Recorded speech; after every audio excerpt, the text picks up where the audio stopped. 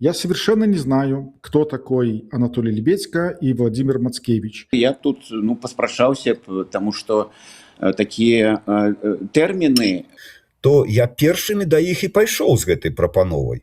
Я паставіў подпіс, і я несу адказнасць за гэту подпіс. Ну тут шмат, просто трэба крытычна паставіцца да рацыянальнасці, мэтазгоднасці. Друзья, всех витаю. Хочу вам напомнить, что канал у нас экстремистский. А что у нас на экстремистском канале можно обсуждать? Конечно же, это и кризис демократических сил, и выборы в Конституционный совет, и стратегия, доверие, будущее оппозиционной политики и так далее, и так далее. Все как всегда, все как на всех экстремистских каналах. Поэтому лайки ставим, но калі вы находитесь у Беларуси, лепш гэта відэо не распаўсюджваць. Сегодня перед эфиром я решил сделать такой небольшой эксперимент. ChatGPT, про который все знают, я в нем написал следующий вопрос. Я совершенно не знаю, кто такой Анатолий Лебедько и Владимир Мацкевич. Прошу тебя, милый мой чат, собери, пожалуйста, все данные про них, посмотри их соцсети, комментарии, СМИ и по этим данным сделай анализ и расскажи мне, что это за люди, чтобы я мог с ними познакомиться. Что мне выдал ChatGPT? Вот я вам буквально читаю. Что сейчас представляет Анатолий Лебедько? По доступным свежим публикациям Лебедько сейчас выглядит как институциональный и сборочный игрок внутри команды Тихановской. В медиа он появляется прежде всего как советник по парламентскому сотрудничеству и конституционной реформе, а его актуальная повестка – парламентские контакты с Литвой, Украиной и парламентской ассамблеей ОБСЕ, защита интересов Беларуси в Литве, а также подготовка конституционной и законодательной базы Новой Беларуси. Его последние публичные акценты – не революционная риторика, а государственное строительство заранее. Он модерировал экспертный клуб в Варшаве по теме Конституции, а в совместном заявлении ко Дню Конституции говорил о проекте Конституции Новой Беларуси как о чертежах Белорусского дома. По анонсам его недавних эфиров видно, что Лебедько также вовлечен в болезненную, ChatGPT пишет, болезненную тему кризиса доверия к Конституционному совету. Обсуждает, есть ли у КС кризис доверия, почему выборы важны, почему политики не идут на выборы и возможно ли перезагрузка. Это Анатолий Лебедько. Что сейчас представляет Владимир Мацкевич?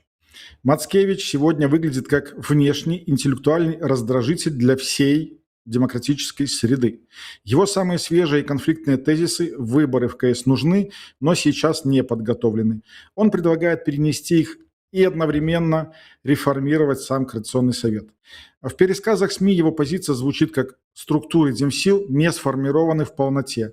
КС не освоил даже базовые функции представительного органа, а проблема глубже персоналей в политической безграмотности и эгоизме. И для того, чтобы все это обсудить, как раз нашими гостями сегодня будет Анатолий Лебедько и Владимир Мацкевич. Приветствую вас, Анатолий, приветствую, Добрый Владимир. день. А вы користаетесь чатом GPT? Я нет. Кто? Вы, ну, Я, и вы. я Не? толькі асвойваю. А вы згодны з тым, што ён кажа пра вас? А з чым не згодны, калі не згодны?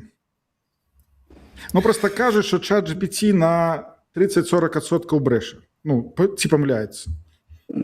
Не, ну там памылкі няма, просто это вельмі, ну так скажем, кароткае вызначэнне, напэўна, па апошніх з'явах там, у тых крыніцах, дзе GPT гэты знайшоў мяне. Ну так, я больш за 30 год займаюся і аналітыкай, і палітычнай філасофіяй. Час ад часу удзельнічаў і некаторых палітычных структурах, акциях и так далее. Ну, я сказал так, бы, я что... питание задавал про апошний час. Так, Анатолий? Так, я сказал, что брэша – это белорусская пропаганда. Як вы аналізує GPT, да? Так.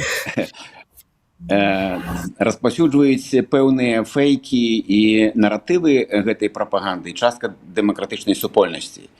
Так што ў мяне вось да яго якраз як суразмоўцы, як дыскутанта няма заўваг. Яны ёсць да іншых. Добра, ну давайте мы пачнем адразу не з КР, гэта будзе большая частка, але ж адразу таксама пачнем з трошачку іншай тэмы. З Анатоліем папярэдне размаўляю, ён кажа, што не з'яўляецца экспертам у гэтай тэме, але ж абмеркаваць яе ўсё ж такі я лічу, што трэба. І гэта, Владимир, ваша, так скажем, ідэя зрабіць такія арганізацыйна деятельность, некие гульни, и вот я там посты сохранил трошечку их поздней, отчиню и больше так докладно скажу. Але, значит, вот я добра поглядел разные СМИ, и у разных СМИ розная адзнака вось гэтай вашай прапановы. То бок, адні лічаць, што гэта добра, і як бы шанец зрабіць нейкую агульную стратэгію там і так далей, а другія лічаць, што гэта такі зачынены элітарны клуб будзе. Вось таму я хацеў бы, каб вы трошачку больш дакладна распавялі, у чым задумка і што гэта будзе за гульня. Чаму палітыкі павінны ў іх прымаць удзел? Ну, па-першае, ніхто не павінен прымаць удзел у тым, што, скажем, яму не падабаецца, ці ён там супраць. Я запрашаў усіх, бо ёсць такая думка ў мяне, яна паўстала дзесьці пасля пару месяцаў пасля вызвалення з турмы, калі я пачаў аналізаваць, што адбываецца у нашай эміграцыі, у дыаспарах.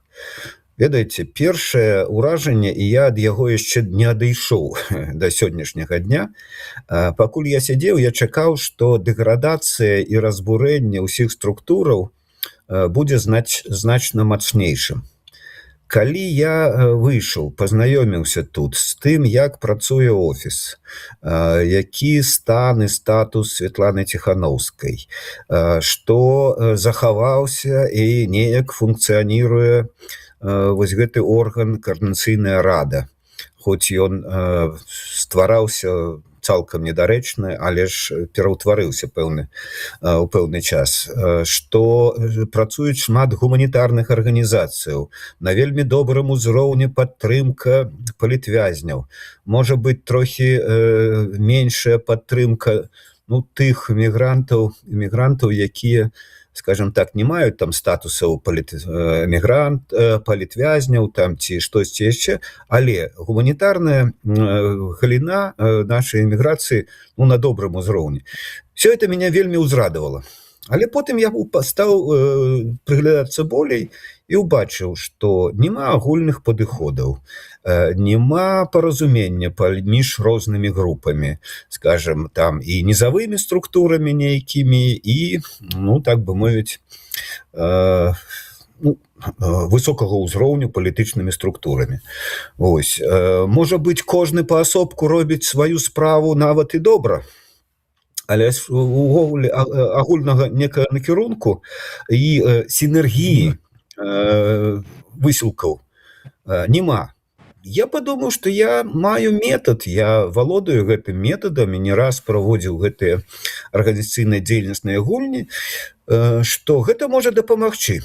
Таму я прапанаваў сабрацца ўсім зацікаўленым лицам, персонам, лідарам у першую чаргу і прадстаўнікоў розных адгалінаванняў, там, грасруту, грамадскіх арганізацый, праваабаронцаў і так далей, можа за выключэннем толькі журналістаў. Вось. І такую прапанову высунуў, абмеркаваў яе шэрагам людзей, з якімі меў стасункі. Потым, калі выйшлі новая партыя палітвязняў у снежні, то і з часткаю з іх, хоць, можа быць, не варта было тарапіцца і яны яшчэ не адышлі цалкам ад шоку вызвалення, так скажем. Памятаю сам, як я адыходзіў ад гэтага. Так што гэтая ідэя была прынятая, і ўжо потым, калі яна пачала прасоўвацца, бо, напэўна, не верылі, што вось чалавек, які прасядзеў 5 год у турме, зможа там за некалькі месяцаў знайсці грошы, арганізаваць людзей і так далей. Але калі справа пайшла ўжо станоўчая да выніку, пачалі адвальвацца, бо па розных прычынах пакуль не стану абмяркоўваць. Так што вось, што такое гульня, я тлумачыў шмат каму, не ведаю, варта ці не варта зараз гэта тлумачыць, можа быць потым. Только коротко, тезісно, вельмі коротко.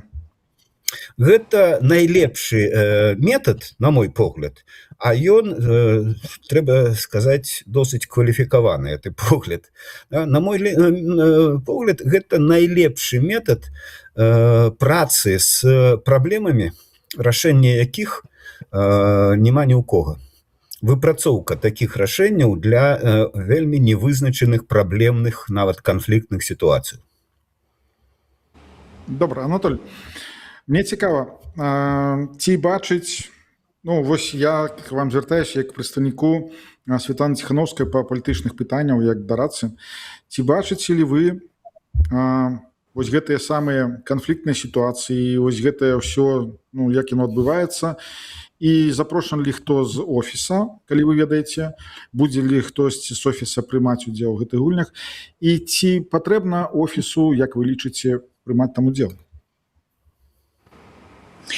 Па-першае, я не эксперт па гульнях. Я з павагай адношуся да тых, хто заходзіць з прынцыпа «грукайся ва ўсе дзверы, якая-небудзь і адчыніцца». Чаму не? Я з павагай стаўлюся да такого доўгатэрміновага досведа Владзіміра, што ён гэтым займаецца, не ведаю падрабязнасцяў, гэта не пагружаны, але думаю, што яго натуральная кваліфікацыя вышэй, чым у мяне, і, відаць, тых, пра каго мы кажам, калі называем слова на офіс. Трэцяе, я не дарацца па палітычных пытаннях, Александр. Тут тэрміналогія вельмі важная. Я гатовы глыбока пагружацца у пытанні парламенцкай супрацы і тое, што я называю пазітыўная альтэрнатыва. Вось тут я выступаю як дарадца Святланы Ціхановскай. Па ўсіх астатніх я тут вольны стралок і магу гаварыць толькі нешта сваё асабістае. Я не ведаю, хто там запрошаны канкрэтна, і ці хто будзе ўдзельнічаць, спадзяюся, што будзе там, што калі былі запрашэнні, значыць, нехта будзе. На якім узроўні таксама не валодаю на інфармацыі. Адзінае, што тое, што гаварыў Владзімір, я тут паспрачаўся, таму што такія тэрміны, нават ускосна там, як там дэградацыя, зараз я б, канешне, не прымяняў бы, таму што сёння гэта рабочы стан, і калі параўноўваць, вось тут у мяне ўжо ёсць і мой палітычны грамадскі досвед, там 35 гадоў, ніколі апаненты рэжыма ці прыхільнікі пераменаў не былі так арганізаваны і структураваны, як зараз. Это калі мы бяром параўнанне, пачынаючы там ад пачатку 90-х і да дня сённяшняга. Так, шмат выклікаў, шмат пагрозаў, шмат што можна папраўляць, рабіць лепш, але гэта працоўны рабочы стан, і як паказвае жыццё, рэчаіснасць, рэальнасць, тое, што прайшло ўжо больш за 5 гадоў пасля 20-го года, а старонка так і не перагорнута, гэта якраз сведчыць, што мы знаходзімся у нармальнай такой форме. Яе можна паляпшаць, это яшчэ не чэмпіёнская натуральная форма, але падкрэсліваю, гэта рабочы стан, структуры на хаду, на маршы, а як іх зрабіць лепш, вось, для гэта, відаць, і патрэбны тут і тое, што прэзентуе Владзімір гульні, і розныя дыскусіі, і чым больш будзе розных камунікацый, у тым ліку і такая інфармацыйная, як зараз вы ладзіце, Александр, гэта я ухваляю і лічу, што гэта добра. Дякую. Так, Владимир, вось з вашага поста з Фейсбука. Некоторые из приглашенных недооценивают опасность неучастия в игре. Игра – это не конференция, не партийный съезд, не междусобойчик. А про что идет речь? Ну, давайте так. Для пачатку я пагажуся з тым, што зараз сказаў Анатоль, бо мне падаецца, што мы гаворым пра адно і тое ж, толькі я больш радыкальна крытычны аспект закранаю. Я таксама згодны з тым, што беларуская апазіцыя сёння у эміграцыі досыць унікальная з'ява. Нічога нават блізкага няма ў расійскай эміграцыі сённяшняй, не украінскай. Можна ўзгадаць венесуэльскую напярэдадні падзення Мадуры.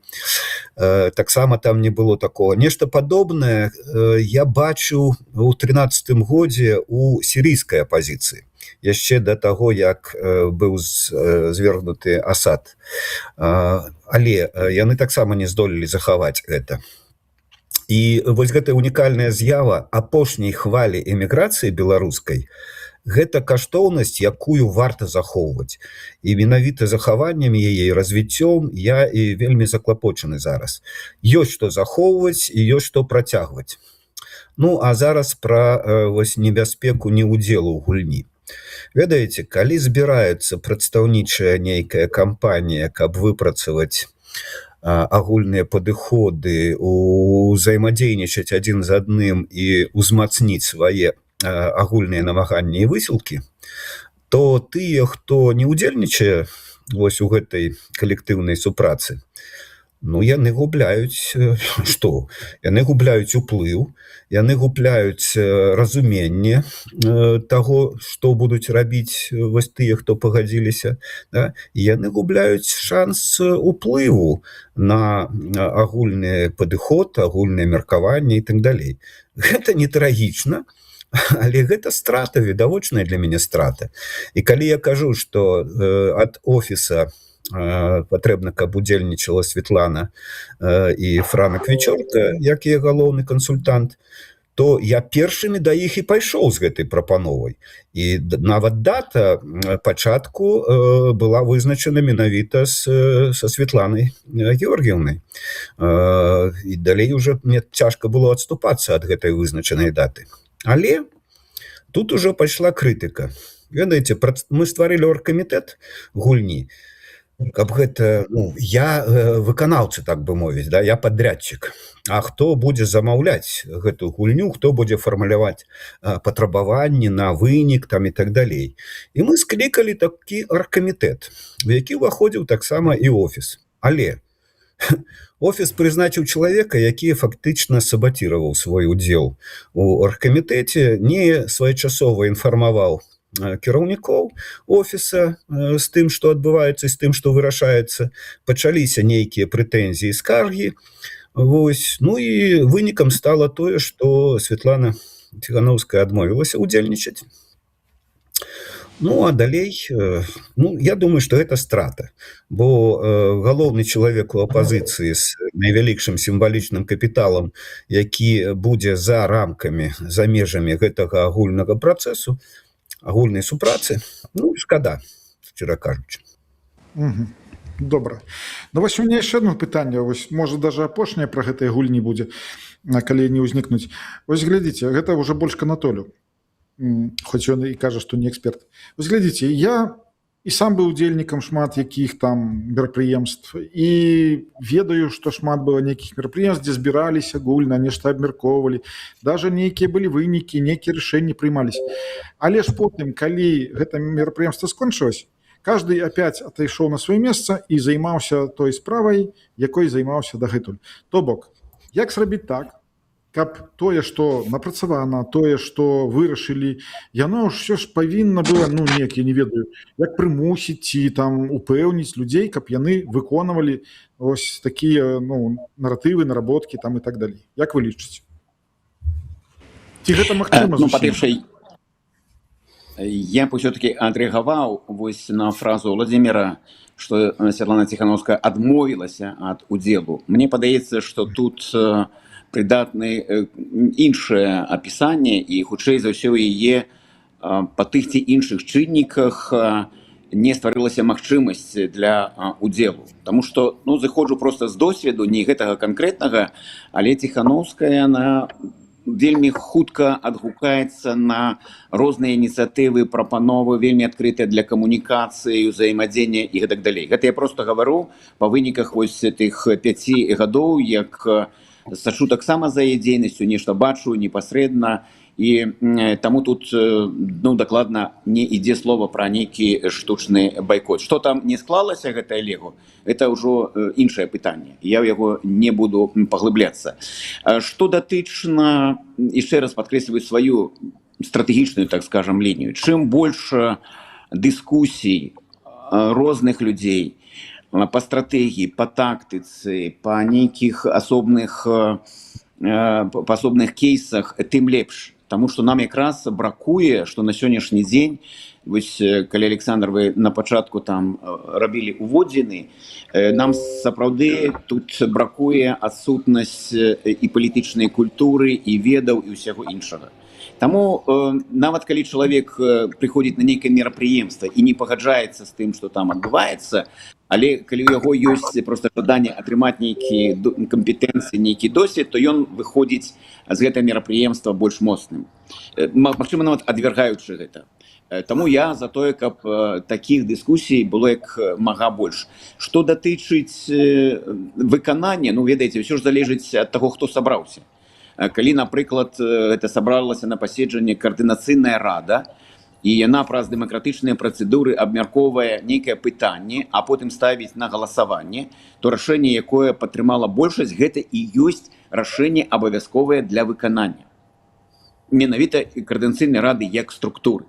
Калі мы сабраліся проста на нейкі брейнштормінг, сабраліся, паразмаўлялі, і тады мы выходзім з гэтага, кожны сам робіць для сябе выснову, ці ён будзе гэта выконваць, ці ён не будзе выконваць. Калі не прыняты нейкія дамоўленасці, што вот гэта мы фіксуем як нейкі выніковы дакумент і ставім, напрыклад, подпісы яго ўдзельнікі. Я паставіў подпіс, і я несу адказнасць за гэты подпіс. Таму гэта ўсё залежыць ад фармата удзельнікаў, ад мэтаў задач, ад этой інстытуцыі. Тут не можа быць нейкае правіла. Вот сабраліся і абавязкова пра што размаўлялі выконваць. І так быць немагчыма. Гэта ёсць толькі там, дзе вось Рэспубліка Беларусь, імя Александра Лукашэнкі. Вот там любая дурь, прабачце, калі яна там зверху ў галаве аднаго чалавека, то яна абавязковая для ўсіх. Нават калі там мільёны гэтага не падтрымоўваюць. Але ж гэта не наша сітуацыя і не наш сцэнар. Дякую. Владимир, што вы думаеце на гэты конт? Ведаеце, тут зноў я не магу не пагадзіцца з Анатолем.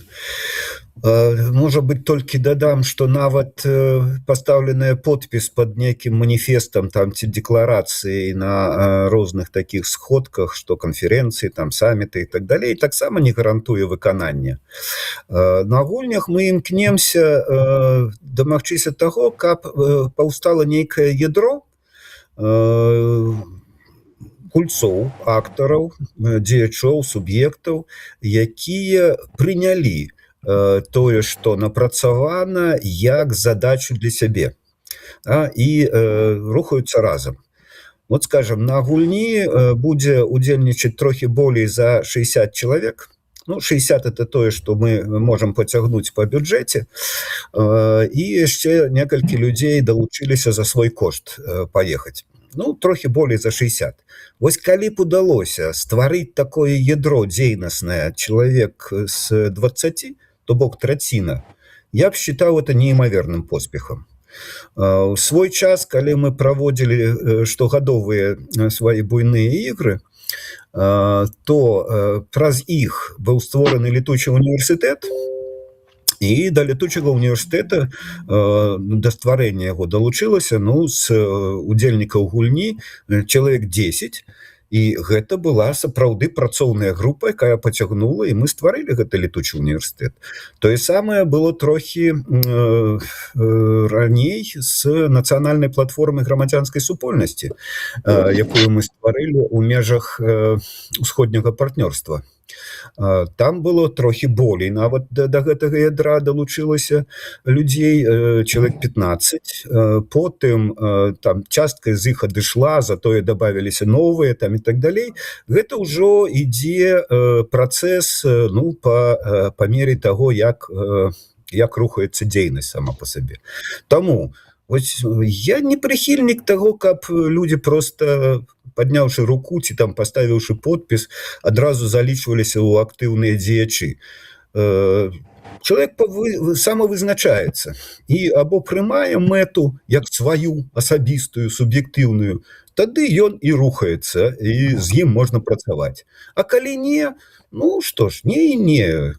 Мы ж за свабоду, таму чалавек свабодзен не вучыцца, адмаўляцца і нават аспрэчваць свабоду як такую. Так што... Добра, Вот давайте таким чином. перейдем к нашему многострадальному КР. І пачнем якраз з вашага, Владимир, поста. Ось першае, самае тое, пра што зараз хтосьці там кажа, і спрачаюцца, і задаволены, і незадаволены. Первое, с вашего поста. Выборы в Координационный совет нужны, но в нынешнем виде они не подготовлены. И вы предлагаете при этом перенести их на полгода, то есть отменить сейчас вот то, что уже подали списки, перенести их на полгода, на осень. Вот мне просто интересно, что именно, вот какие признаки говорят о том, что выборы эти не подготовлены. Это первое. И второе, вот эти полгода что могут дать? Какие решения можно принять там, и чем будет лучше осенью, чем сейчас весной? Это вопрос и к Владимиру, и к Анатолию. Я хочу пообсуждать на него.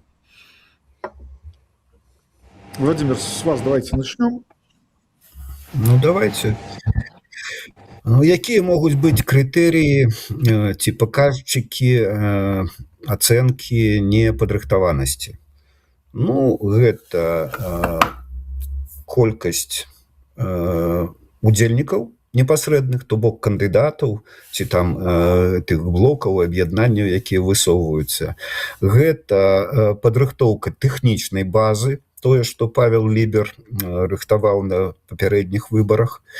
Гэта грошы, наяўнасць грошаў, гэта актыўнасць піар-кампаніі і гэта, так бы мовіць, гатоўнасць самого органа, які абіраюцца новы склад координацыйнай рады, секретарыята координацыйнай рады, цэнтральнай выбарчай камісіі, якую КР сфарміраваў.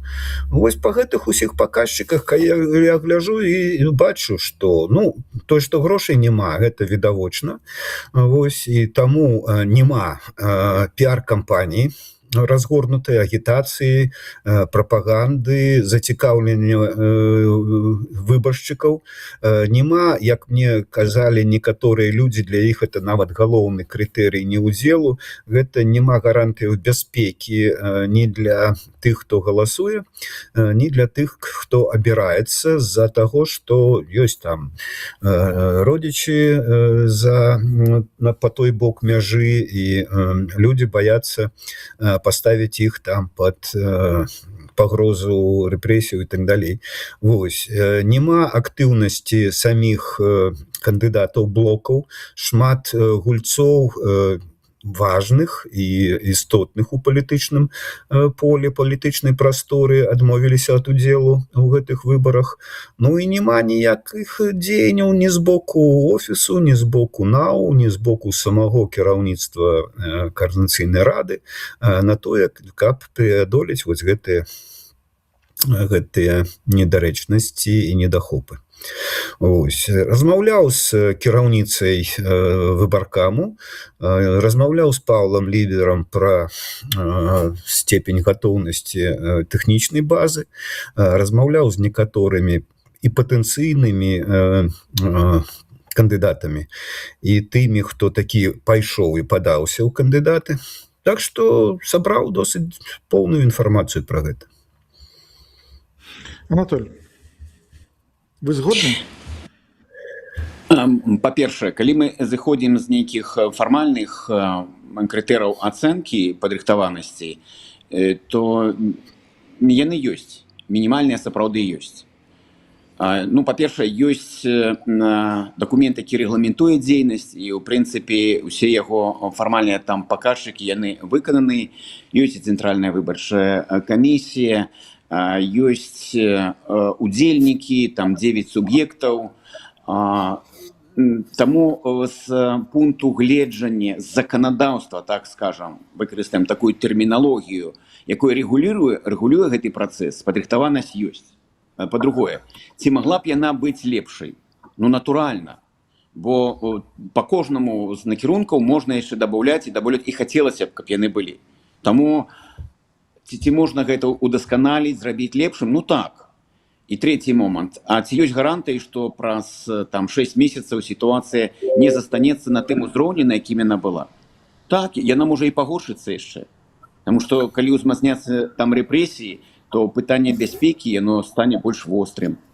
Пытанне грошай і рэсурсаў, ну гэта ж пытанне ў першую чаргу тых, хто ў гэтым удзельнічае. Бо іншы падыход гэта такі беларуска-лукашэнкаўскі падыход. Вось там дзяржава бярэ на сябе вось гэтыя функцыі, так прамоушан там і ўсё астатняе. А кандыдатам яны даюць нейкія мінімальныя магчымасці фінансавыя. Мы самі былі удзельнікамі наўпроставымі выбарчых кампаній у Беларусі. І там наадварот, кандыдат хацеў бы рабіць больш піару, але яму проста не даюць. Это такая спецыфіка. А ў нашых умовах, ну калі ёсць спіс і 9 спісаў, то у іх павінен быць нейкі бюджэт, альбо павінна быць валанцёрства такое дзікае. Самае галоўнае гэта матывацыя. Таму бяспека тут ад нас мала што залежыць. Грошы гэта адказнасць тых, хто на гэтым удзельнічае. Таму я б сказаў так, што перанос рэпутацыйна для каардынацыйнай рады, это я ўжо так погляд збоку, ён выглядае дрэнна. Таму што ў іх усё ж такі ёсць і рэгламент, і ёсць тэрміны, якія зафіксаваны. Яны ўсё ж такі некаторыя называюць сябе протапарламентам, парламентам, да гэта яшчэ ці далекавата, ці далёка, але яны мусяць зыходзіць з гэтага, што ёсць тэрміны, мы мусім гэта зрабіць абавязкова.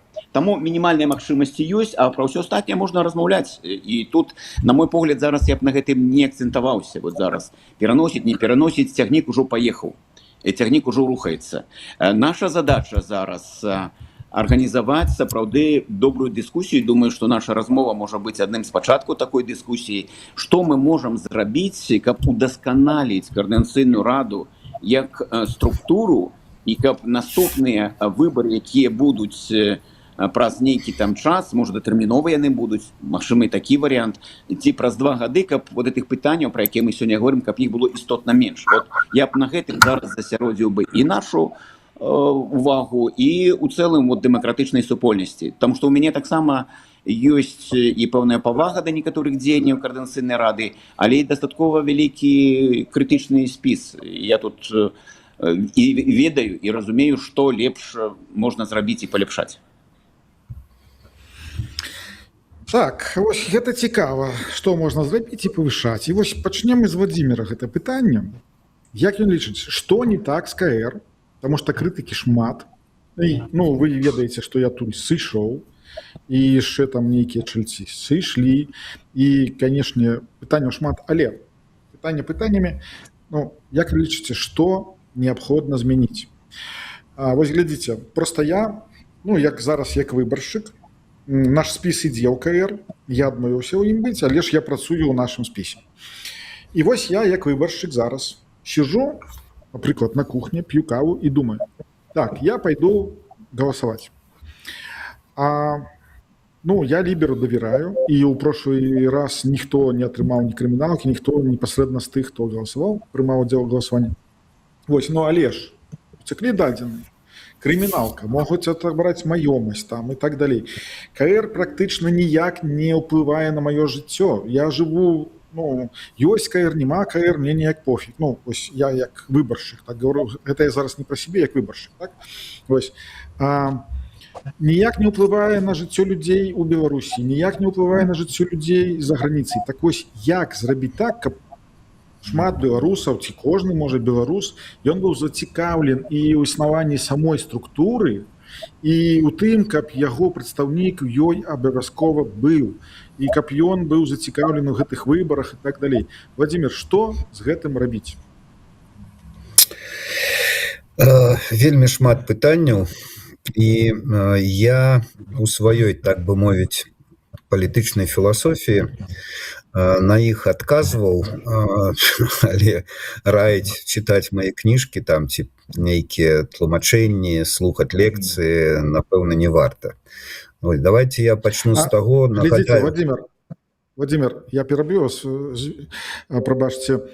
Вось зараз мэта гэтага пытання, яна ў тым, каб хтосьці з беларусаў пабачыў, напрыклад, так, то, што вы кажаце, то, што я кажу, і ён для сябе вызначыўся, што, насамрэч трэба ісці галасаваць, трэба прыйсці удзел. Ці тыя спісы, якія ідуць, яны прыйшлі ў КР і падумалі, а мы ж можам некусь так зрабіць, каб гэта было, каб людзям было добра, якія за нас галасавалі, і каб мы ведалі, у якім накірунку працаваць. Вось паступова, да? Я не думаю, што ў нас хопіць часу ўсё разабраць. Я пачну ўсё ж такі з нашага агульнага, з Анатолем досведу. Мы хоць і з розных бакоў, але ўдзельнічалі ў розных падзеях, з розных аспектаў на іх глядзелі, з пазіцый і так далей. Нагадаю, выбары 95-го года у Верховны Савет 13-го склікання. Памятаеце, тады майскія выбары сарваліся. Лебедька тады стаў адным з 17 ці 19 абраных дэпутатаў, да? А па ўсіх астальных акругах выбары не адбыліся і прыйшлося на снежань іх пераносіць, калі там сфарміравалася фракцыя АГП. Да? То выбары можна сарваць, выбары могуць не адбыцца.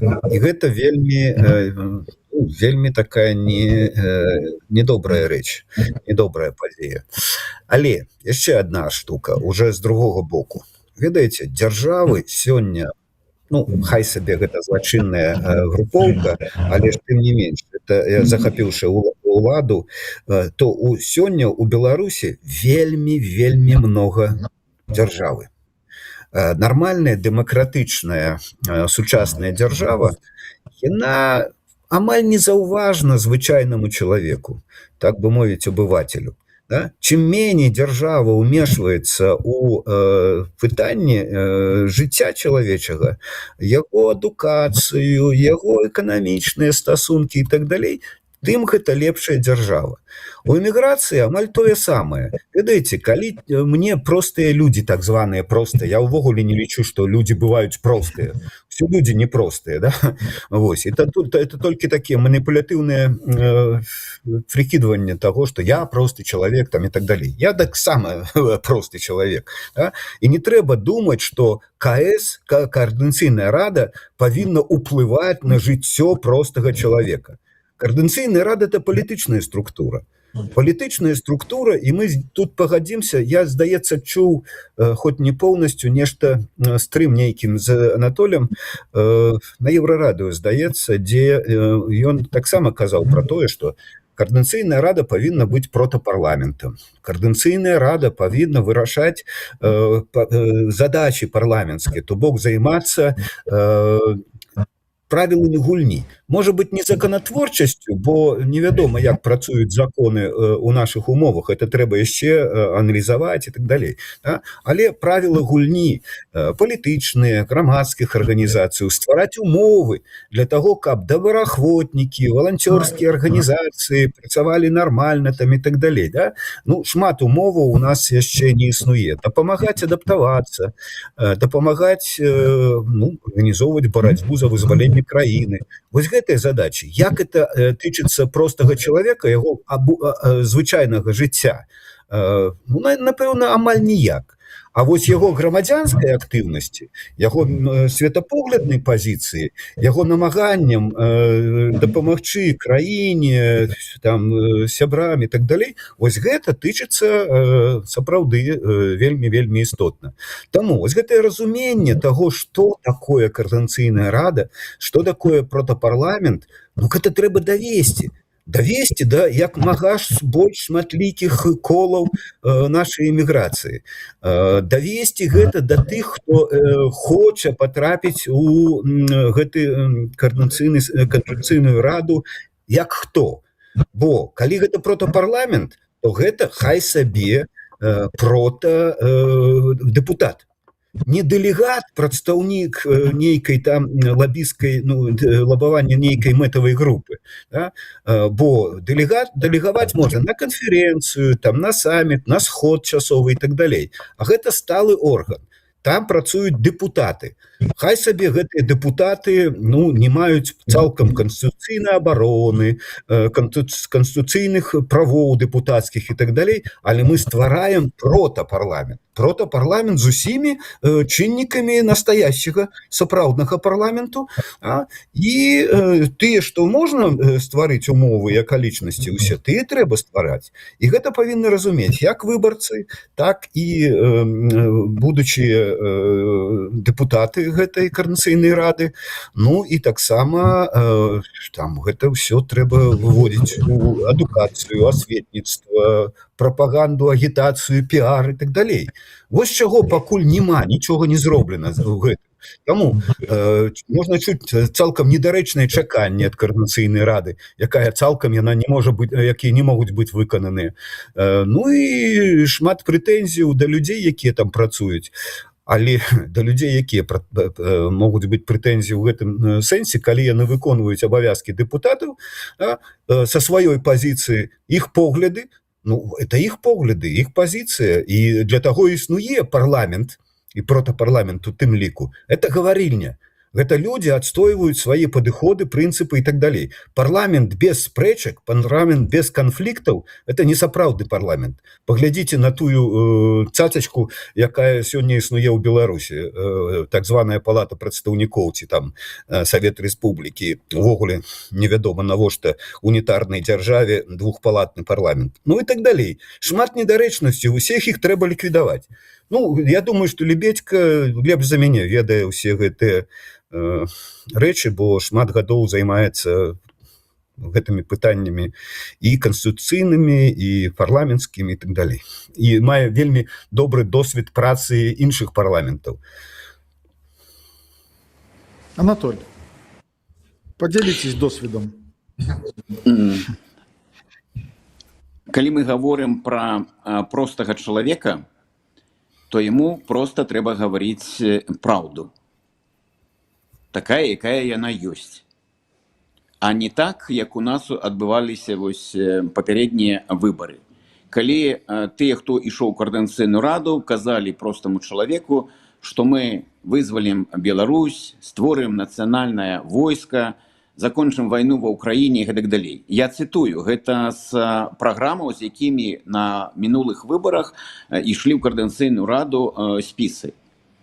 А трэба сапраўды спрасціць сітуацыю і сказаць, што Координацыйная рада гэта не Дед Мороз з шароўнай палачкай і з мехам, які ходзіць і раздае там шакаладкі ці гамбургеры.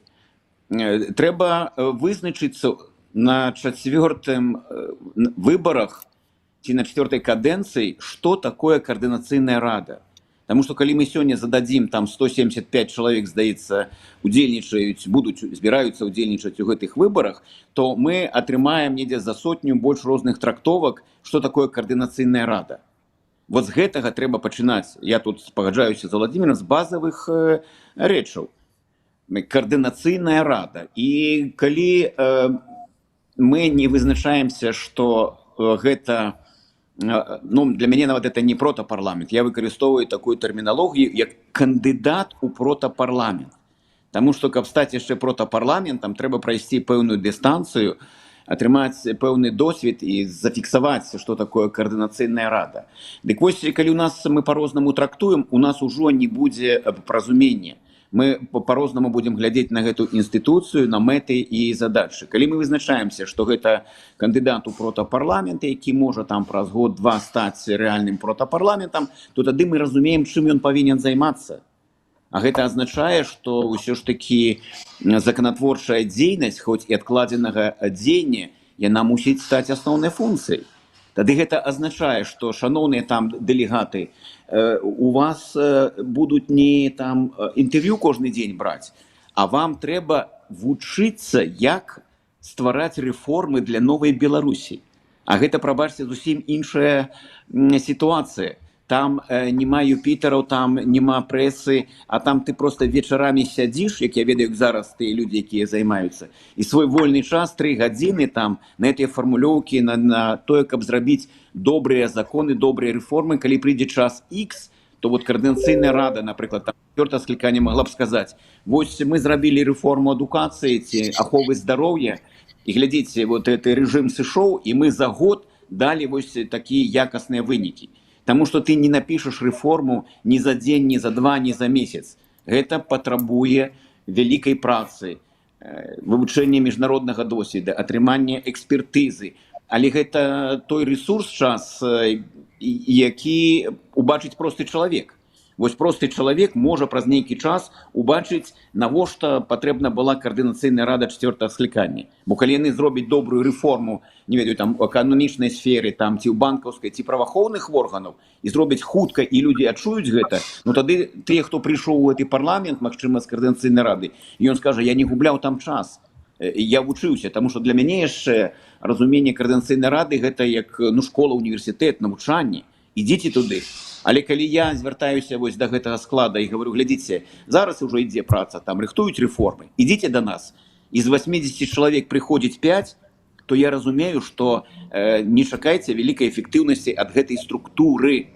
Таму што яны не хочуць, ідуць навучацца там на пекара, і не хочуць падыходзіць да печы і там гэтыя буханкі туды засоўваць ці даставаць. Ну так быць не можа. Ну і натуральна, што ўсё гэта вот тое, што мы пачыналі, можна упакаваць і прадаць. Я тут пагаджаюся з Владзімірам, што склад там на 80 чалавек, я таксама пра гэта гаварыў, не варты, можа і 40 хопіць, каб яны былі больш мабільныя. Ну окей, тады што рабіць. Але прынцыпова, базава гэта трэба вызначыцца, што гэта, і калі ў нас ёсць паразуменне кандыдатам у протапарламент і протапарламент, то гэта вялікі крок наперад. Тады мы фіксуем асноўныя функцыі, чым займаецца. Не чакаем таго, што ён не можа даць, і тады, магчыма, многія людзі туды не пойдуць, разумеючы, што гэта вот такія ёсць функцыі.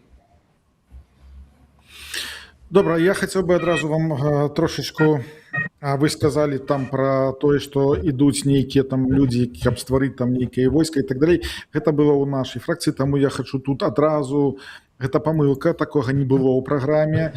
Была праграма паспрыяць умовам стварэння, і насамрэч наконт гэтага было шмат чаго зроблена. Таксама ў КР. Але ж давайте наконт колькі гульцоў у КР. Напрыклад, у гэтым разе было 80 чалавек, але ж каб людзі прыйшлі на галасаванне, гэта трэба было тэлефанаваць, гэта трэба было турбаваць, таму што вельмі складана было той же кансенсус набраць, каб прагаласавалі. То бок з 80 чалавек працавала, можа 20, можа 30, не больш. Вось. Астатнія навошта прыйшлі, халера яго ведае, шчыра кажучы.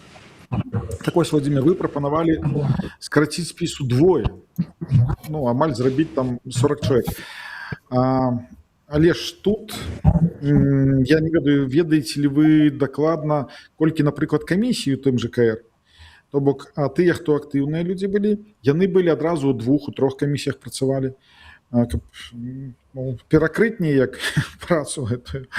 То бок, нехта нічога не рабіў. Вось. Як вы лічыце, вось як зараз можна, зараз можа 80 чальцоў, калі ўжо ў выбарах пачалі ўдзел, калі ўжо падалі спісы там і так далей, конечно, і яшчэ я чуть не запамятаў наконт гэтых квот. Вось, як вы лічыце, вось 40 чальцоў ўсё ж таки будзе дастаткова, ці лепш прыглядацца да спісаў, хто ідзе туды і хто насамрэч, няхай іх будзе 80, но яны будуць актыўныя усе, яны будуць працаваць, яны будуць нешта рабіць там і так далей.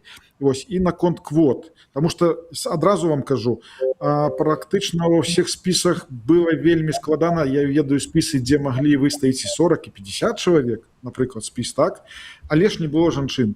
Жанчыны адмаўляюцца, таму што кажуць, родныя у Беларусі забіраюць маёмасць там і так далей, навошта нам гэта патрэбна?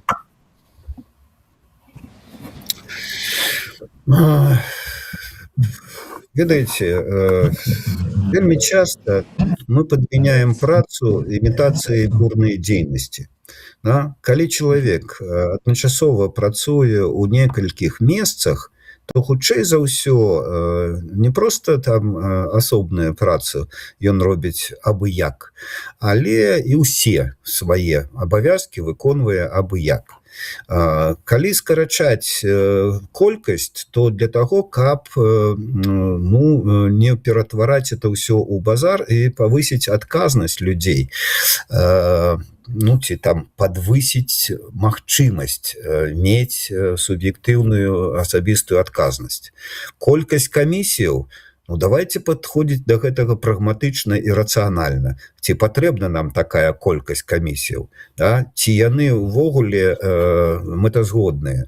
І таксама это трэба пераглядаць. І давайте не ставіцца да людзей такім чынам, калі б усе былі актыўныя, а калі б у кожнага ў задніцы быў прапелер, то што было б? Людзі такія, якія яны ёсць. І працаздольнасць людзей, яна абмежаваная.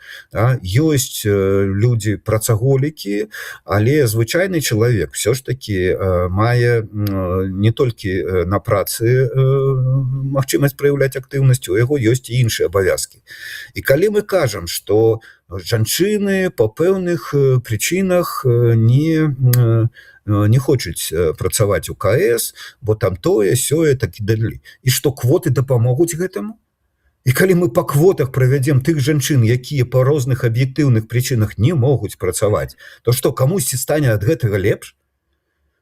Давайте так, ёсць людзі, у тым ліку незалежна ад гендернай прыналежнасці, якія хочуць і могуць працаваць. Вось тыя хай высоўваюцца. І калі іх будзе большасць жанчын, хай сабе будзе наша каардынацыйная рада амаль жаночая. Як мы кажам, ці там шмат хто пісаў, наша рэвалюцыя была жаночая.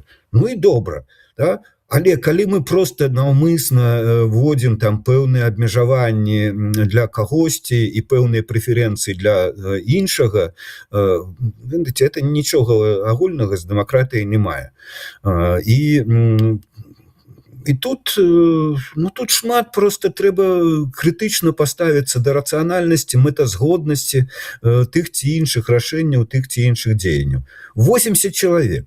Для эмігранцкай каардынацыйнай рады кандыдата, ўжо скарыстаюся тэрмінам Анатоля, кандыдата ў протапарламент. Навошта? Ёсць парламенты ўвогуле, якія там складаюцца з 80 чалавек, там сотні, там трохі болей за сотню. А ў нашай сітуацыі нам это велізарная роскаш. Я проста ведаю людзей, структуры, якія маглі б стаць інвестарамі і прадвыбарчай кампаніі, і нават інвеставаць у дзейнасць каардынацыйнай рады. Калі б яны бачылі прагматычнасць і мэтазгоднасць гэтага. Яны хацелі гэта зрабіць нават зараз на гэтай кампаніі і ўпэўніліся, што нават піаршчыкі не бяруцца за грошы раскручваць гэтую кампанію, бо бачаць велізарнае расчараванне у тым, як працавала каардынацыйная рада ў мінулым скліканні. Так што все можа быць, можна зрабіць. Можа быць 6 тых месяцаў, якія я прашу, не так і шмат, але за гэтыя месяцы можна шмат што выправіць і зрабіць лепш. Анатоль, як вы лічыце? Першае. Калі я говорю за скарачэнне складу, Анатолий, то я тут пробачаюсь. Анатолий, пробачаюсь. У меня вось такое пытанне. Адразу я просто запамятаў. Справа ў тым, што вось гэтыя гендерныя квоты уводзілі ў КР номер 2.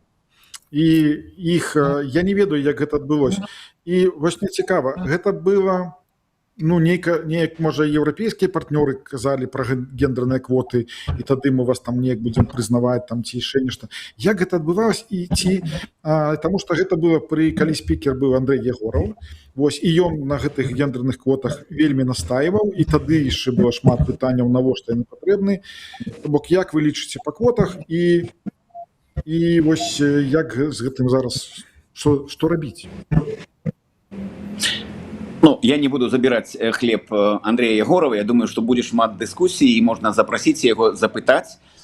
Я не бачу, что вось менавіта квоты – это некая самая великая проблема координационной рады.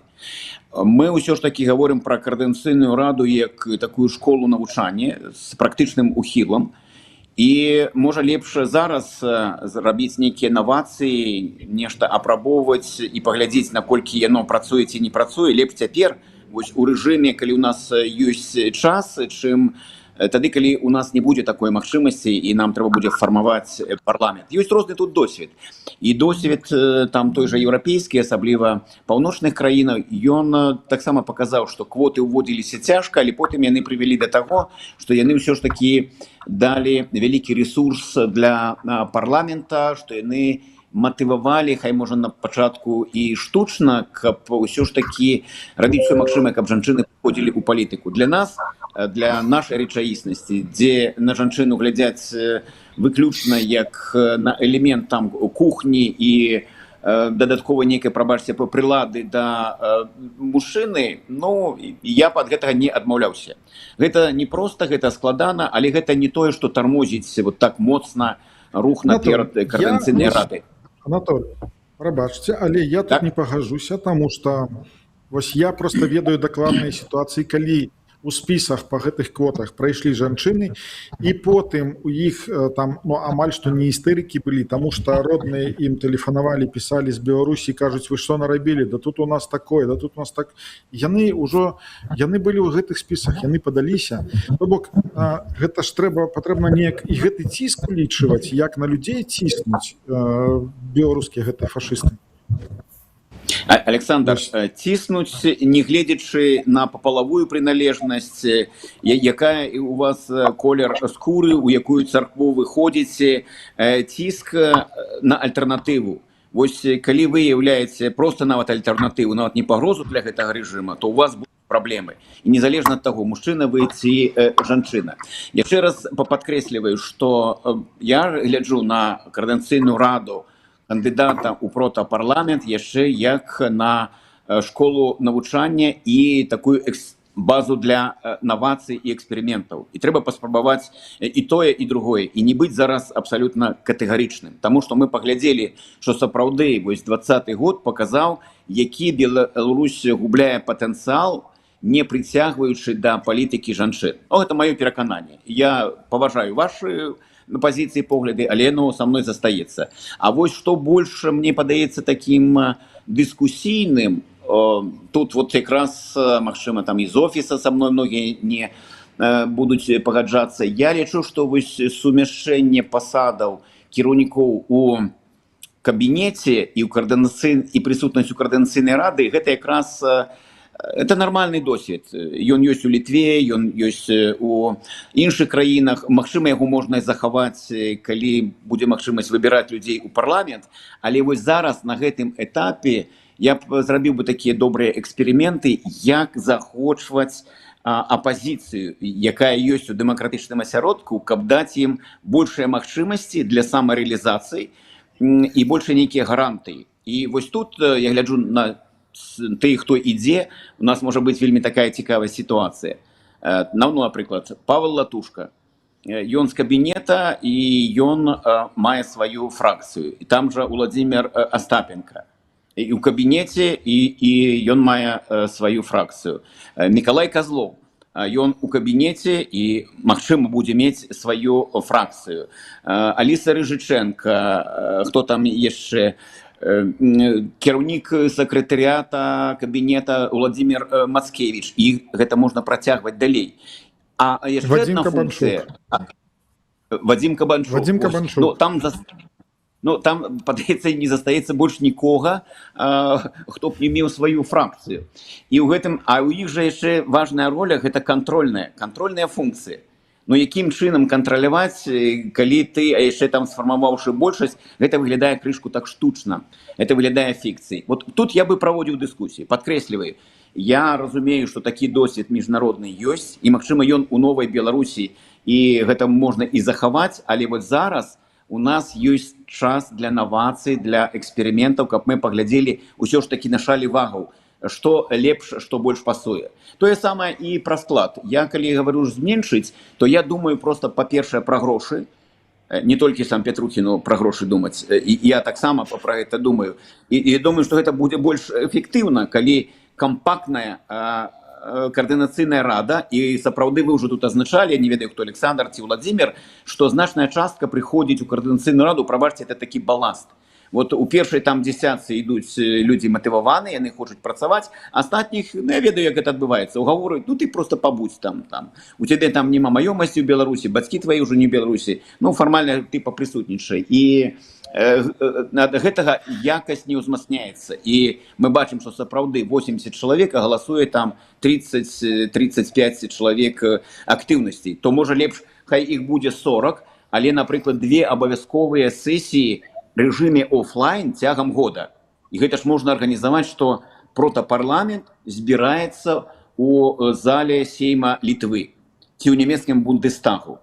Але збіраецца з добрай павесткай, на якую прыйдуць журналісты, это пра піар, грошай на піар заўсёды не будзе хапаць, але яны туды прыходзяць, таму што ім цікава, таму што гэта адбываецца ў парламенце. Можа, яны будуць прапітвацца вот гэтым духам парламентарызма, і тады можа будзе займацца рэформамі там не 5 чалавек з 80, а 75.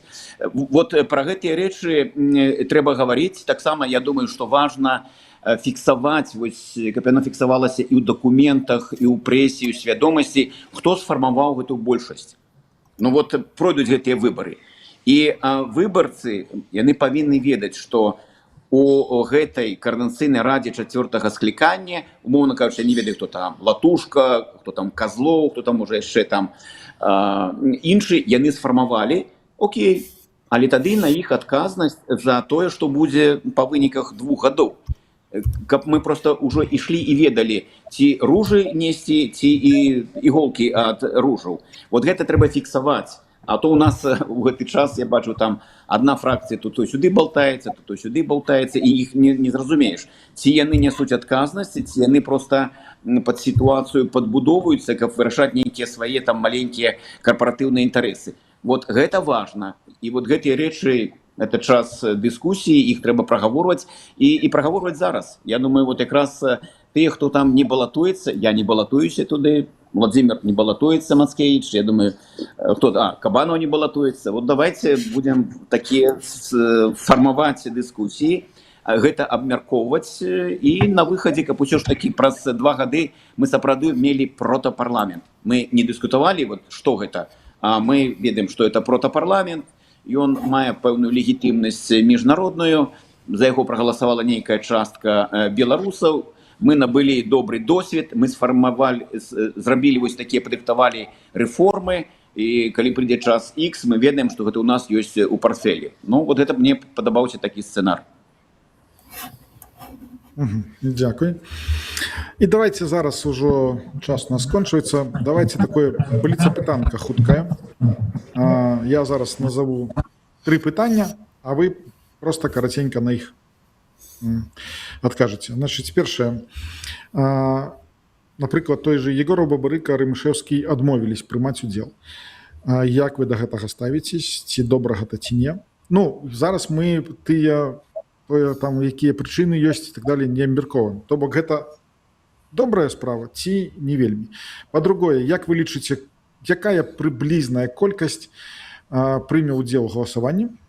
Таму што я лічу, што будзе іх, гэта маё меркаванне, што будзе іх менш, гэтых людзей, які былі 2 гады таму. І апошняе, Ёсць ли у вас фаварыты, за якіх вы будете прымаць за якіх будете галасаваць? Владимир. Ну, Бабарыка, Рымашэўскі, Егораў не ідуць, але ж, як кажуць, незамянімых людзей у пэўных абставінах не бывае. Ну, не ідуць гэтыя, там ідуць іншыя. Гэта не так істотна. Я уже казаў, што адзіная асоба незамянімая у нас гэта Светлана Ціхановская, бо тое, што зрабіла яна, больш паўтарыць ніхто не зможа. Да, і гэты сімвалічны капітал ад яе не адабраць. А ўсё астатняе, ну, ёсць пасады з абавязкамі. Іх трэба выконваць незалежна таго, хто на гэтай пасадзе ёсць. А ўсё астатняе ўжо больш істотна. Я думаю, што калі будзе 2000 галасоў пададзена за гэтых 130 кандыдатаў, ну, ці там 80 можа. Да, ведаеце, ну, гэта такі неістотны адсотак, што увогуле і размаўляць няма пра што. Вось. І трэцяе, што там было трэцяе? За каго будете галасаваць? Ёсць ли свае фаварыты? Ну, я ведаю, што пакуль праграм няма, пакуль не было дэбатаў, але ж зараз. Калі я супраць таго, каб у траўні адбыліся гэтыя выбары, то я яшчэ вагаюся. Увогуле, пайду ці не пайду галасаваць. Ось. Ну, а калі б пайшоў, ну, тады выберу за які спісы. Ось. Тут са мной раіўся Зянковіч, запрашаў нават у свой спіс. Там з іншымі размаўляў. Ну, пагляджу, гэта не так істотна. А я буду, ну, я ім буду всем высылаць прапанову, каб рабіць дэбаты, і таму таксама, канешне, было б, акрамя тых, хто будзе ўдзельнічаць у дэбатах, я лічу, што патрэбен быў бы нехта, хто будзе, ну, збоку, каб яны таксама давалі ацэнку адказам там і так далей. Анатоль, ты ж пытанне для вас. Коротко, так, гэтыя не ідуць іншыя. І ідуць, згоден тут з Уладзімірам, адзіная толькі завага, ён крышку шырэй адказаў на гэта пытанне.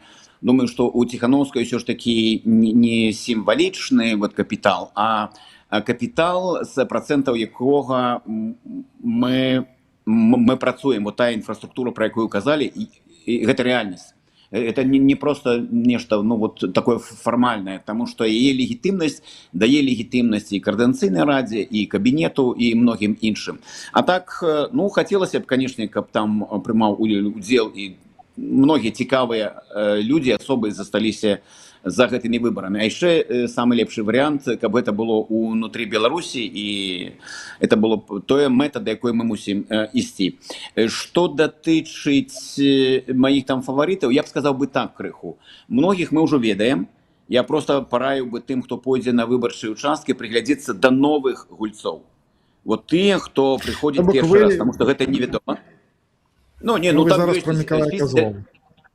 Не, там ёсць Зянковіч, там ёсць Мікола Казлоў. Ну, сапраўды, для мяне, умоўна кажучы, латушка — гэта адчыненая кніга. Ну, я ведаю, чаго чакаць. Ёсць нейкія новыя. І вось я б не хацеў бы, каб яны просто там засталіся недзе там на перыферыі увагі. Ну, звярніце на іх.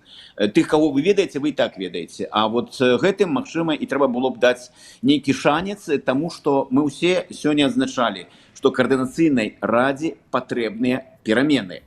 Ці здольны гэта рабіць гульцы, якія там былі там ужо ў другой, трэцяй, чацвёртай, і будуць там можа і пятая ў іх, я не ведаю. Але вот шанец трэба даць усім.